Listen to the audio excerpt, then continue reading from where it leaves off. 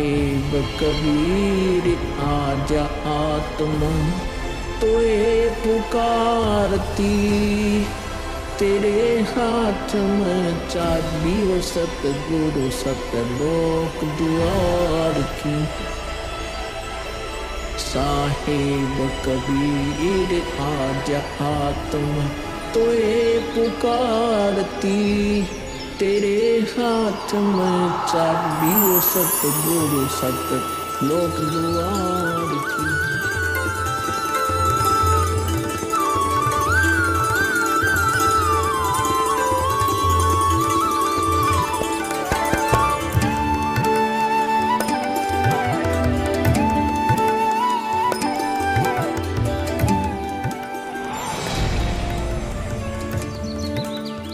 राम राम भगत जी। राम राम। आओ भगत जी बैठिए, खड़े क्यों हो? संत रामपाल जी महाराज अपने परने को पुलिया की दीवार पर बिछा देते हैं और महात्मा जी से बैठने का आग्रह करते हैं। कहाँ से आए हो बेटा, क्या करते हो? भगत जी वैसे तो मेरा गांव धनाना है, जिला सोनीपत में पड़ता है। अब एक छोटा सा मकान बनाकर रोहतक में रहता हूँ। जूनियर इंजीनियर था, लेकिन अब नौकरी छोड़ दी है। बेटा तेरे धनाना और रोहतक वाले घर के बारे में तो मैं अच्छी तरह से जानता हूँ, और यह भी जानता हूँ कि तेरे 2 पुत्र और 2 पुत्री हैं। मैं तो यह पूछ रहा था कि इस जन्म से पहले तेरा घर कहाँ था? अरे इन महात्मा जी को मेरे बारे में इतना कैसे पता है? महात्मा जी जन्म से पहले हम सतलोक में थे, वही हमारा घर था। लगता है ये भगत जी राधा स्वामी पंथ के अनुयायी हैं। इनको सत्य का ज्ञान कराना चाहिए। मेरे गुरुजी स्वामी रामदेवानंद जी हैं। मेरे भगवान कबीर देव जी सृष्टि के रचनहार है, वही सतपुरुष है। कुछ पंथ वाले सतलोक के विषय में तो बताते हैं, लेकिन वे सतपुरुष को निराकार बताते हैं, जो कि बिल्कुल झूठ है। भक्त जी मैं स्वयं संत गरीबदास जी के पंथ से जुड़ा हूँ। संत गरीबदास जी गांव छुड़ानी जिला झज्जर वाले थे, और उनको 10 वर्ष की उम्र में कबीर परमात्मा जी जिंदा महात्मा के रूप में मिले थे। उसके बाद कबीर परमात्मा जी गरीबदास जी की आत्मा को अपने साथ सतलोक ले गए थे, और वहाँ की सारी व्यवस्था दिखाकर उन्हें इस धरती पर वापस छोड़ा था। फिर उन्हीं बालक गरीबदास ने सतलोक के बारे में बताया कि ऊपर सतलोक है, वहाँ सारी सुख सुविधा उपलब्ध हैं, सदाबहार बाग हैं, नर नारी की सृष्टि है। वहीं पर एक गुम्मट युक्त महल में कबीर परमात्मा जी सिंहासन पर बैठे हुए हैं, और वहीं से कबीर परमात्मा जी इस सृष्टि को चला रहे हैं। हम सब वहीं रहा करते थे, वही हमने जाना है। जो सतलोक में केवल प्रकाश ही प्रकाश बताते हैं, उनका ज्ञान गलत है, वे मोक्ष प्राप्त नहीं कर सकते। भक्त जी उस बालक गरीबदास ने वाणियों के माध्यम से बताया है कि गरीब अनंत कोटि ब्रह्मांड का एक रति नहीं भार, सतगुरु पुरुष कबीर हैं कुल के सिरजनहार। कौन कबीर? हम सुल्तानी नानक तारे दादू को उपदेश दिया, जाति जुलाहा भेद नहीं पाया, काशी माहे कबीर हुआ। बहुत आनंदित करने वाली बातें करते हो, और बताओ कुछ। इन्हें अपना ज्ञान अधूरा लग रहा है। हो सकता है ये नाम दीक्षा लेकर परमात्मा से जुड़ जाए। भक्त जी अगर आपको अपना कल्याण करवाना है तो एक ही तरीका है, नाम दीक्षा। मेरे पूज्य गुरुजी ने मुझे नाम दीक्षा देने का आदेश दे रखा है। मैंने अपना घर और नौकरी छोड़ दी है।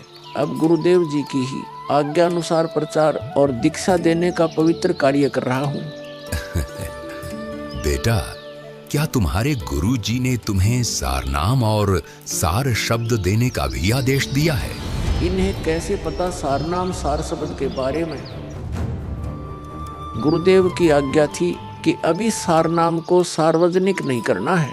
उन्होंने कहा था कि मुझे स्वयं परमेश्वर कबीर जी मिलेंगे और वही मुझे सारनाम को सार्वजनिक करने का सही समय बताएंगे। तब तक यह सारनाम केवल विशेष विश्वास पात्र अनुयायियों तक सीमित रखना है। बेटा रामपाल, मैं ही सत्य पुरुष कबीर हूँ। अब वह समय आ गया है सार नाम और सार शब्द प्रदान करने का। वह भक्त जी, मैंने आपको बता दिया कि कबीर परमेश्वर मुझसे मिलने आएंगे, तो आप स्वयं ही कबीर परमेश्वर बन बैठे। मैंने अपने गुरु जी से पूछा था कि हे गुरुदेव, मैं कैसे पहचानूंगा जो मुझे मिलेंगे कि वे कबीर भगवान हैं। गुरु जी स्वामी राम देवानंद जी बोले, यह विश्वास करवाना व पहचान करवाना उनका काम है। तभी तो मैं बता रहा हूँ, मैं ही सत्य पुरुष कबीर हूँ। कबीर परमेश्वर जी सबको जिंदा बाबा के वेश में मिले हैं, आप तो जिंदा बाबा वाले वेश में नहीं हो। जिंदा महात्मा तो मुसलमान साधु होते हैं। मुसलमान धर्म तो अभी 1500 साल पहले ही बना है। मेरा असली वेश तो यही है जिस रूप में मैं तुम्हारे सामने खड़ा हूँ। रामपाल, तुम मेरी परम हंस आत्मा हो। जगत कल्याण के लिए मैंने ही तुझे भेजा है। अब सही समय आ गया है सार नाम और सार शब्द देने का। मैं कभी सिर पर मुकुट, कभी पगड़ी, कभी टोपी धारण कर लेता हूँ। चारों युगों में आता हूँ। सतयुग में सत सुकृत नाम से, त्रेता युग में मुनींद्र नाम से, द्वापर युग में करुणामय नाम से और कलयुग में अपने वास्तविक नाम कबीर देव यानी कबीर नाम से आता हूँ और तेरे जैसी हंस आत्माओं से मिलकर उनका भ्रम दूर करता हूँ। लेकिन अगर तुझे केवल जिंदा महात्मा के रूप में विश्वास है तो मैं तुझे अपना वो रूप भी दिखा देता हूँ। ये देख।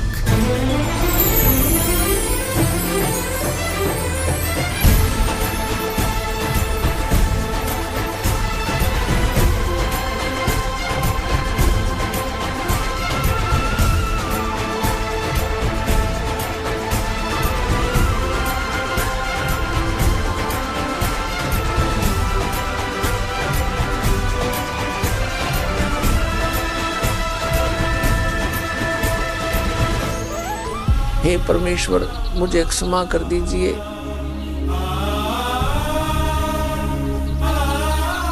मुझसे अनजाने में गलती होगी।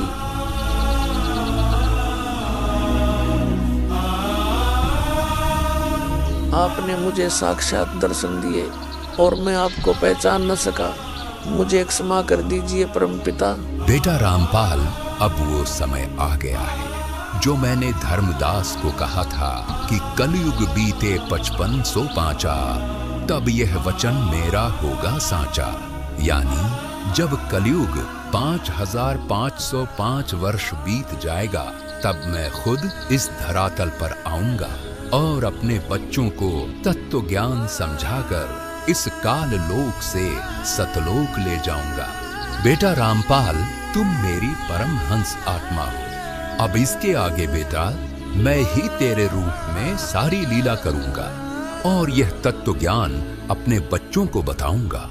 उन्हें सतलोक की राह दिखाऊंगा।